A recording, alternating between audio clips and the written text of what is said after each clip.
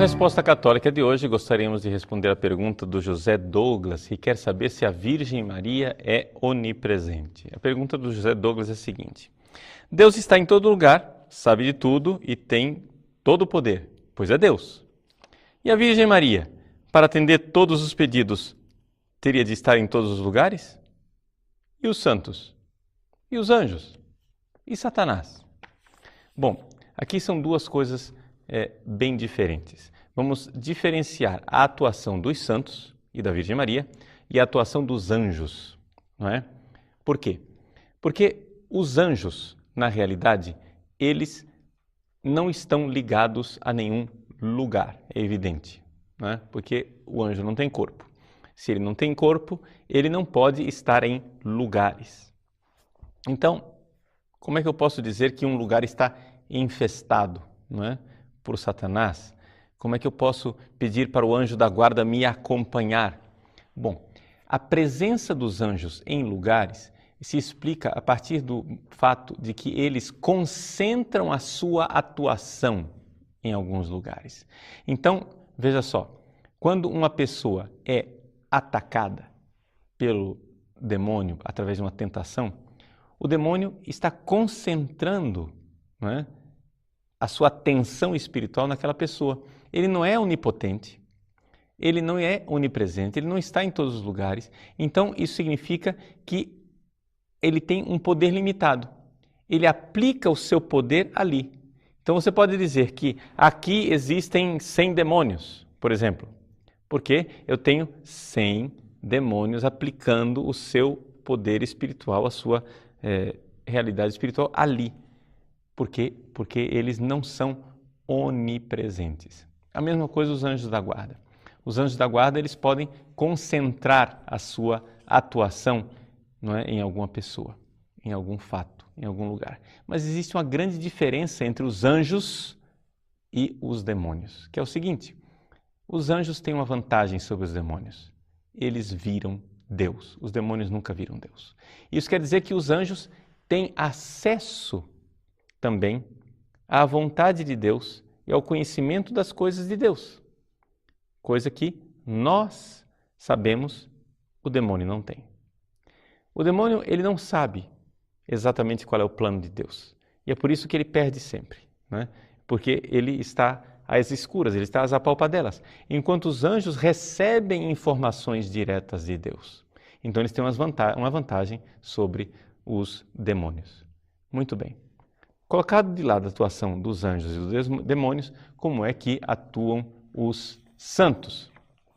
Bom, os santos, eles atuam no céu, em Deus.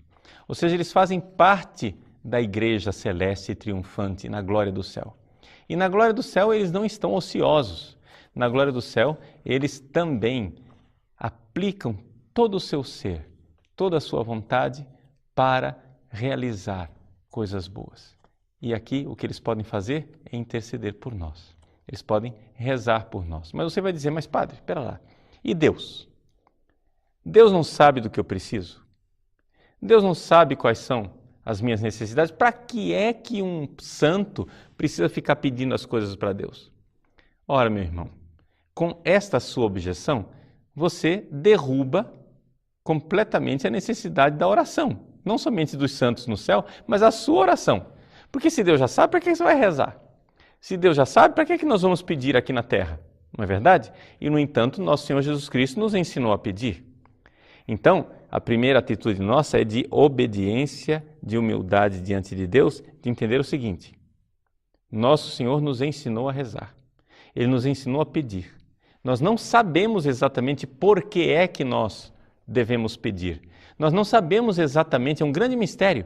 A oração é um grande mistério. Sendo Deus amor e misericórdia infinitas, como é possível que eu precise ainda pedir alguma coisa? Claro que existem explicações para isso. Santo Agostinho, por exemplo, né, na sua carta à Proba, ele coloca muito concretamente que nós fazemos as nossas orações porque nós precisamos alargar o nosso desejo para receber a graça de Deus que virá, né? Então, Deus já quer nos dar a graça. Só que a oração seria como mais ou menos Você que vai à feira, né? Antigamente as pessoas levavam à feira um saco. E quando compravam alguma coisa, precisavam alargar as bordas daquele saco para que coubesse aquilo que ele estava comprando. Então, muito bem. Ali também, a oração seria isso. Alargar as bordas do nosso coração para receber a graça de Deus. Essa é a explicação que nos dá Santo Agostinho. Mas isso é uma explicação teológica. O fato dogmático, o fato de fé é que nós precisamos rezar. E nós não sabemos exatamente por que é que nós precisamos rezar. É um grande mistério.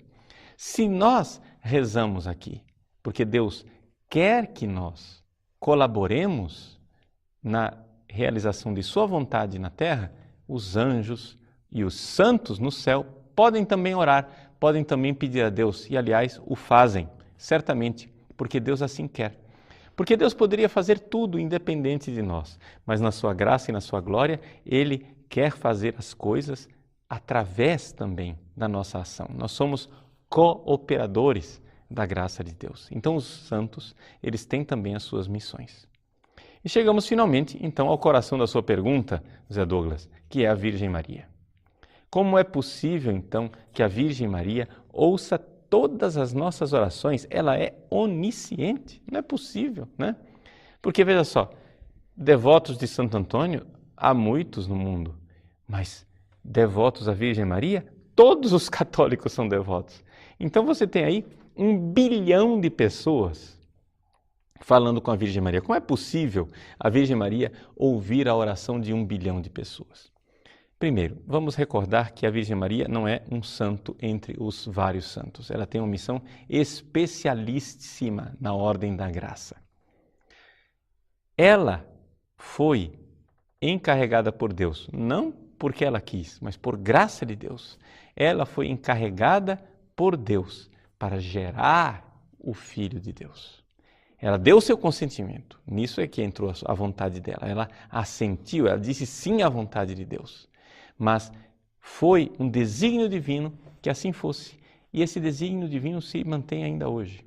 Então quer dizer que todas as vezes que uma pessoa recebe uma graça, todas as vezes que uma pessoa recebe algo de Deus, como a graça é nosso Senhor Jesus Cristo, e nele estão contidas todas as graças e todas as bondades de Deus, quando uma pessoa recebe algo de Deus, a Virgem Maria está implicada nesse processo.